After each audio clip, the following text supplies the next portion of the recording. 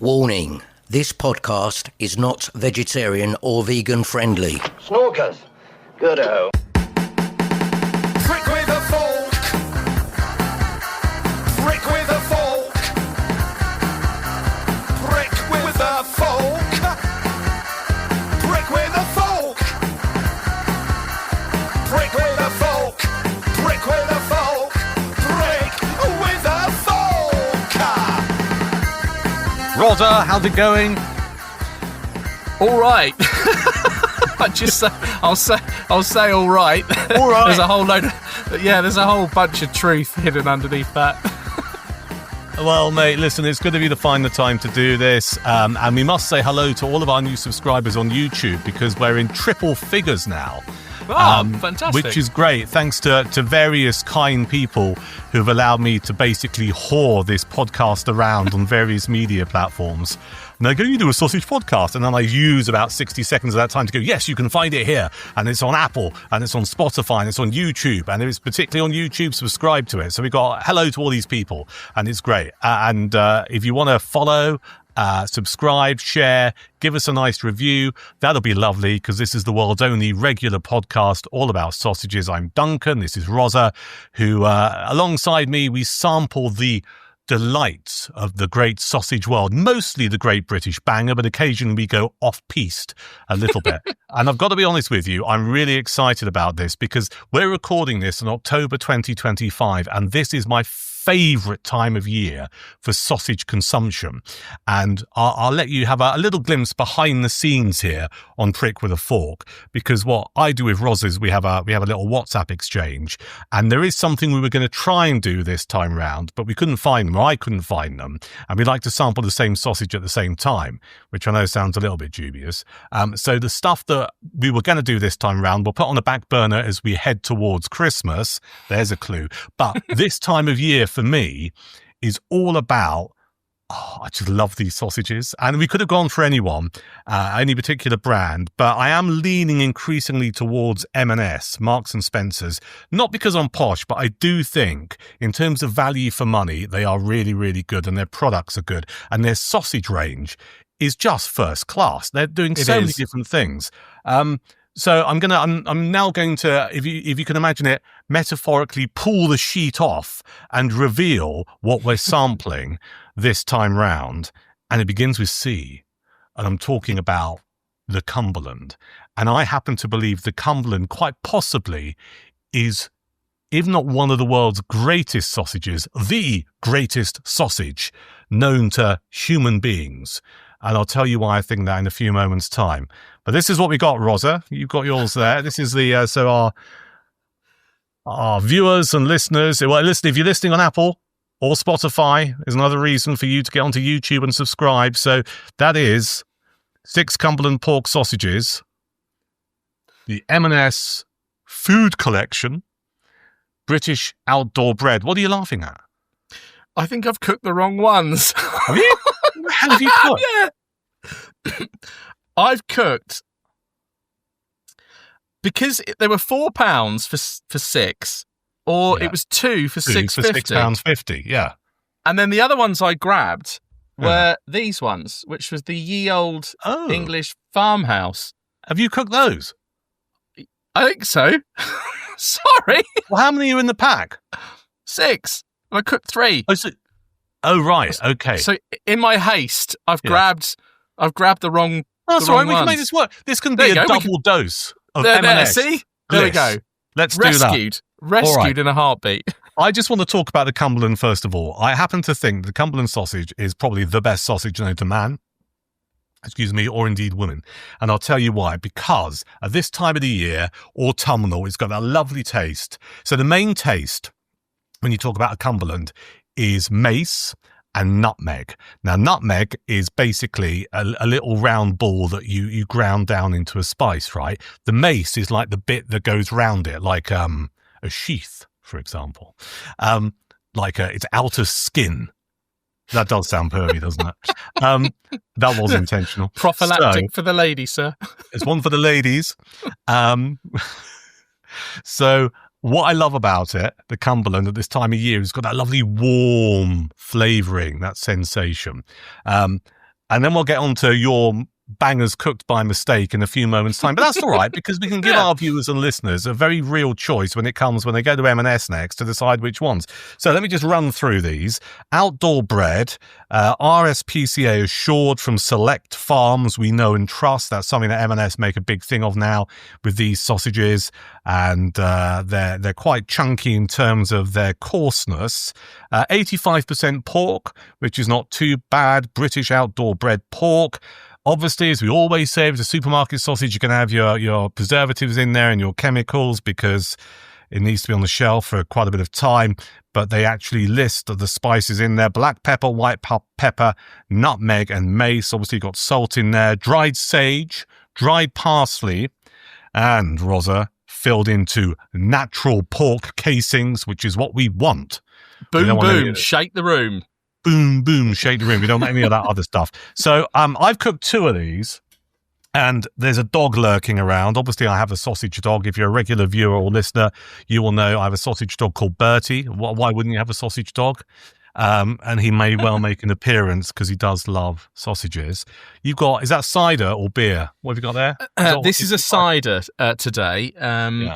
Not for the company that I work for, because that would be I've started working for. That would be a conflict of interest. Well, maybe. You're only human. But I could maybe drink one for Christmas. Yeah. This one is the Henry Weston's Organic. Comes in at 6% ABV. Ooh, that's chunky. Well, you see, if you're a cider drinker listening to this, you'll know that actually 6% isn't necessarily. No, it's not, is it? No. To be shirked at, because they can, particularly with the Westons ones, they can get a lot stronger. So, this is their medium dry organic, and it's very nice. And also, what I love about it as well, because we love the whole sort of British farming thing on this podcast, is that it does actually come with the organic certificate. Nice. So, if you're to produce an organic product in the UK, then you need to have this little symbol just there. Okay. So that's good, man. So you got some cider. Do you want to know what I'm drinking? Go on. Guinness. Water. Yeah. That's because it's a Monday. 2 reasons. One, it was water.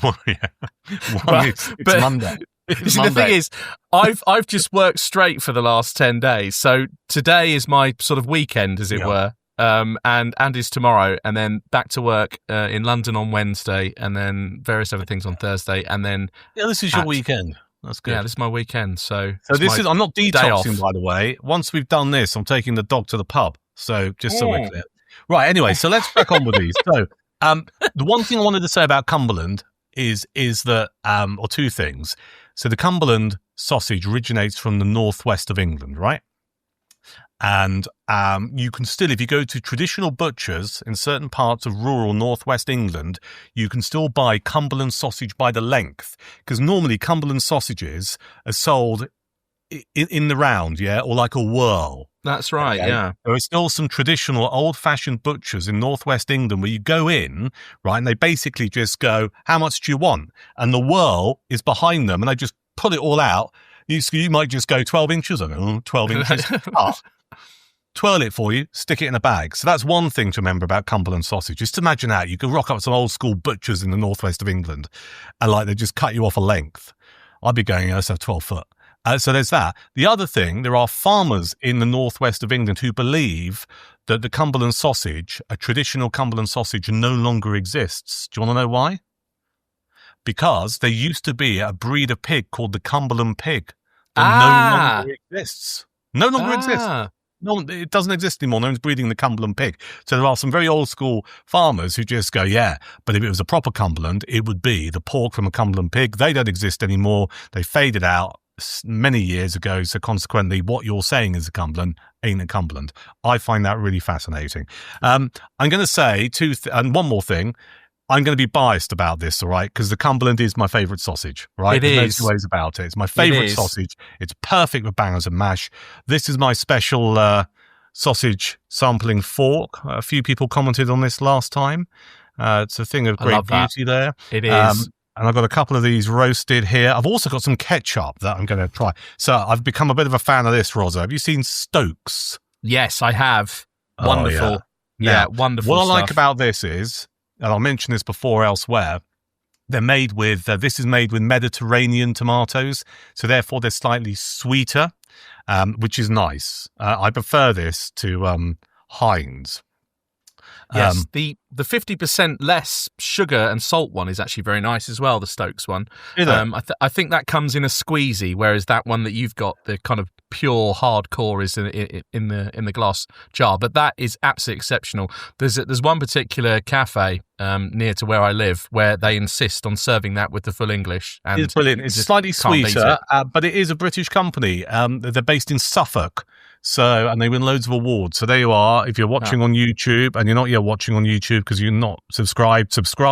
But there you are. That's Stokes. That's what you're looking for. Most supermarkets sell it.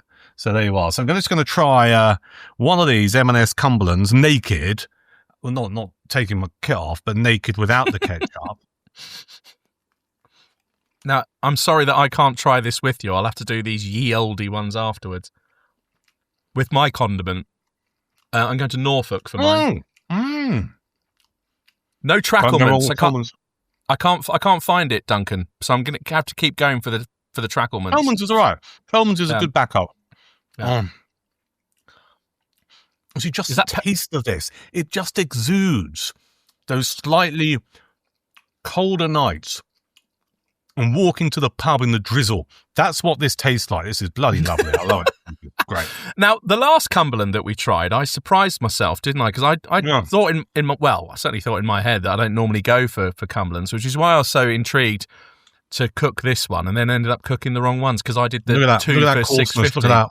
Looks wonderful. Oh, and the pepper, I mean, that's a massive ingredient for Cumberlands, isn't it? Black pepper. It is. So you have that. So I mentioned earlier the mace and the nutmeg, but right, black pepper and white pepper as well. It's a peppery sausage, but that's why it works so well with mash and gravy on a cold autumnal night. Right, I'm going to crack on with these. I haven't yet decided what I'm going to rate them, but it's going to be definitely nudging. It's going to be in the orbit of a 9. What have you got there of your oldie English ones? Because I'm interested in what the ingredients say. Yeah, so it's exactly the same branding because, like most supermarkets, M&S, one thing they do is obviously different ranges. You get their sort of butcher's ones, and then you get the special Italian ones that we had last time. So this is part of what's known as the M&S collection.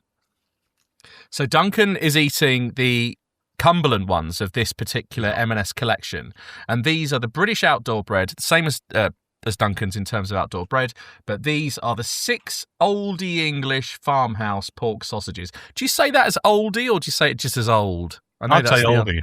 Oldie. Otherwise, it is just redundant, isn't it? Why stick it on there?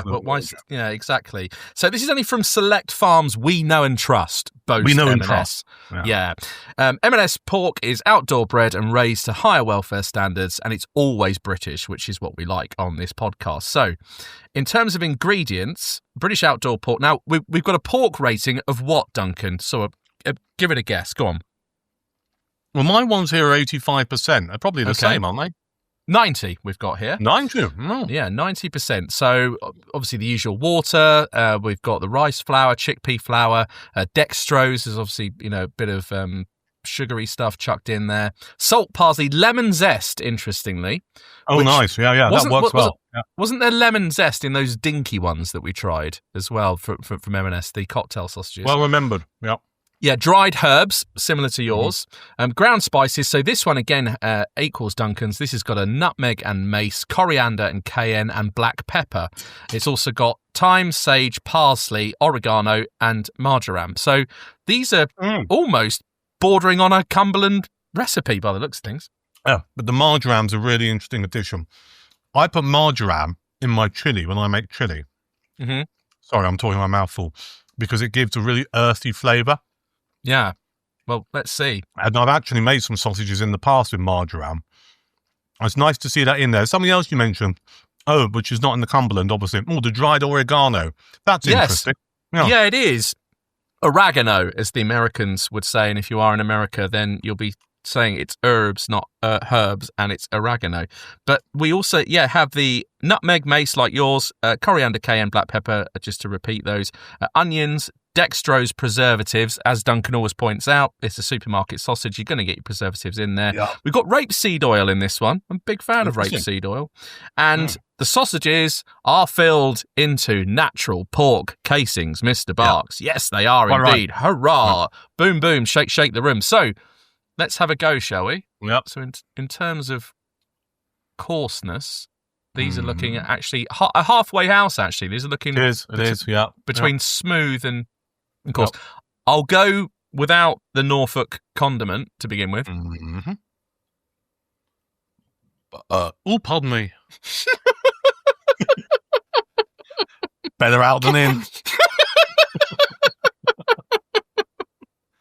Do you know, I know that's really rude, but it's the nice schoolboy stuff on this.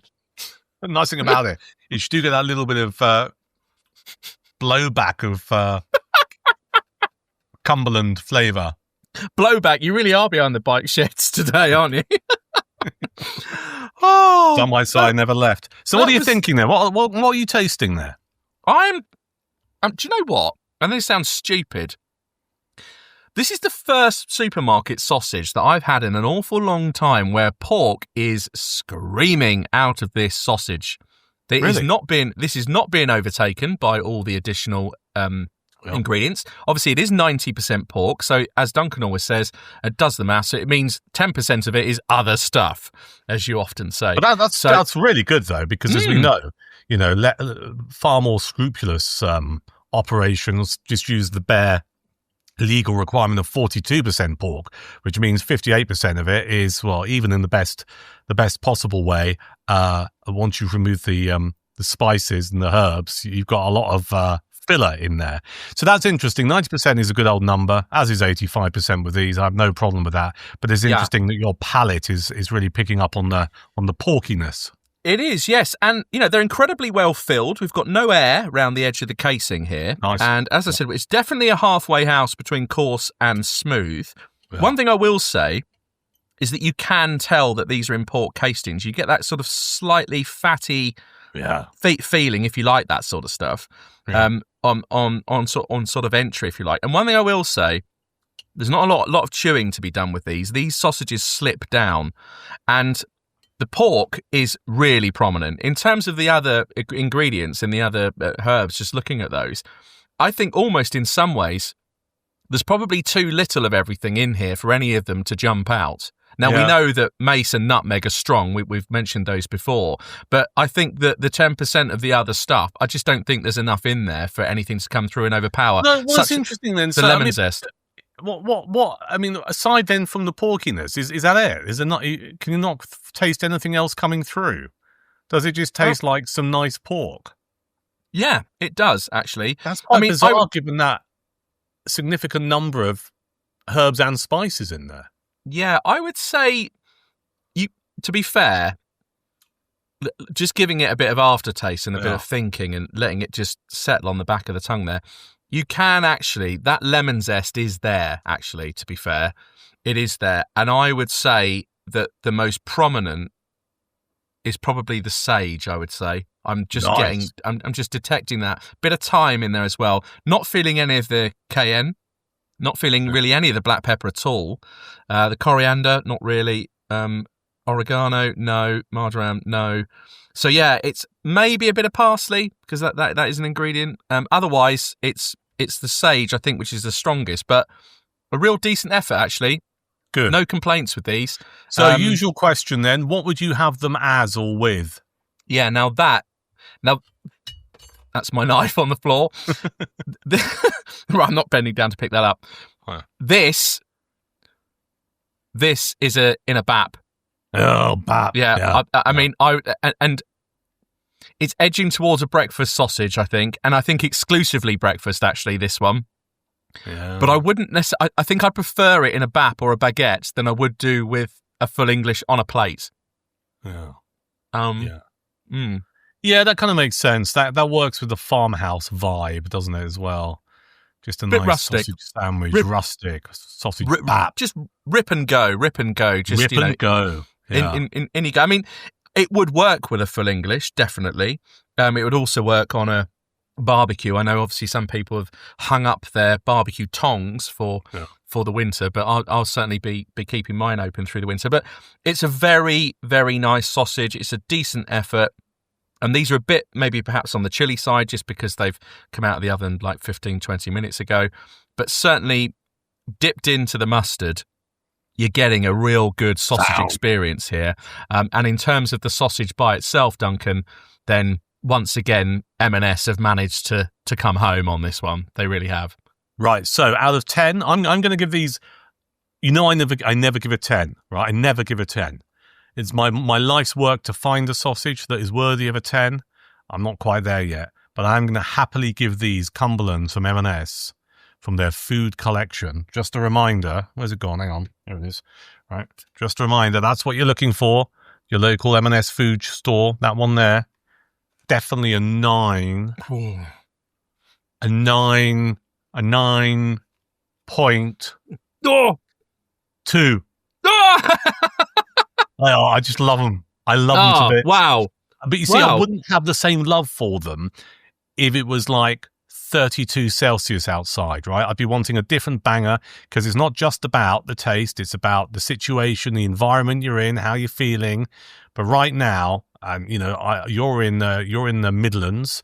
I'm on the I call it the Sussex Riviera, West Sussex, place called Chichester. It's been raining all day. The temperature has noticeably dropped, and I want Cumberland sausages with mash and gravy and possibly some peas.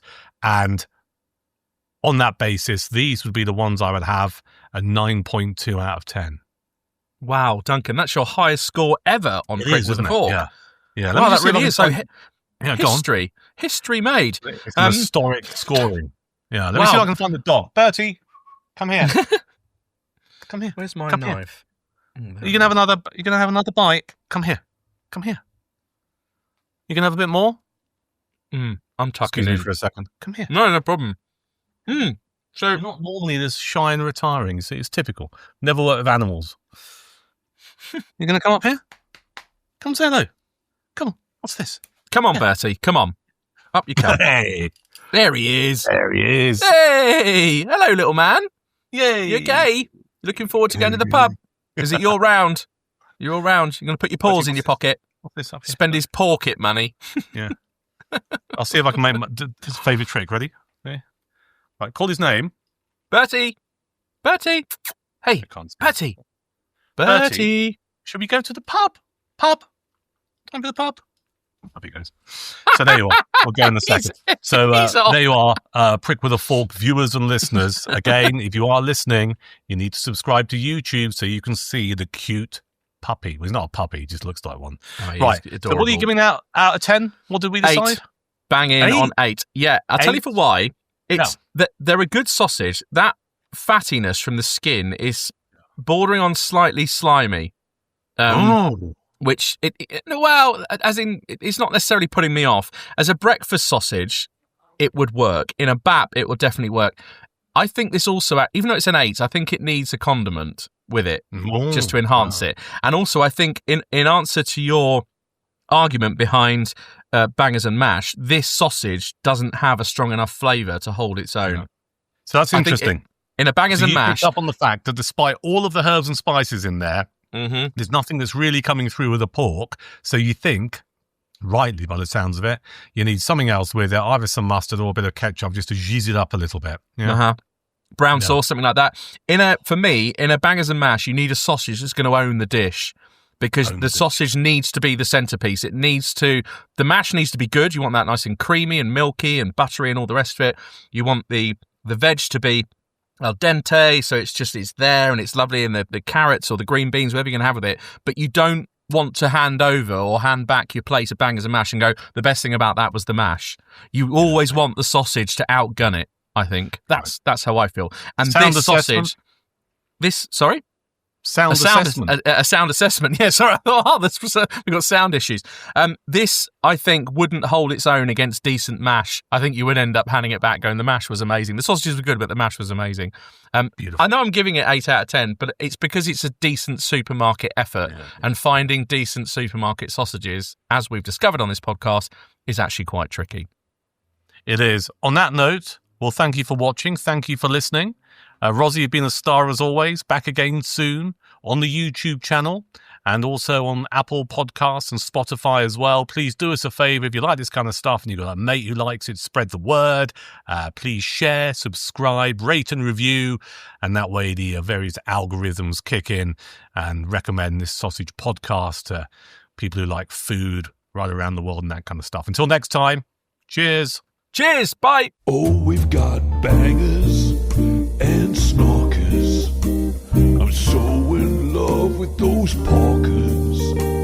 Sizzle or fry, that's what I like. As long as it's real, you'll never butcher my pride. I love my blood sausage, whether black or white. I'm like a hot dog in mustard. Since a new way of stuffing I've discovered. Oh, bratwurst is fine, bratwurst delights. Cumberland rocks with an onion side. Salami, boudin, Savoy, I'm a pig hog high. Oh yeah, la la la. As long as it's in a skin, it's fine.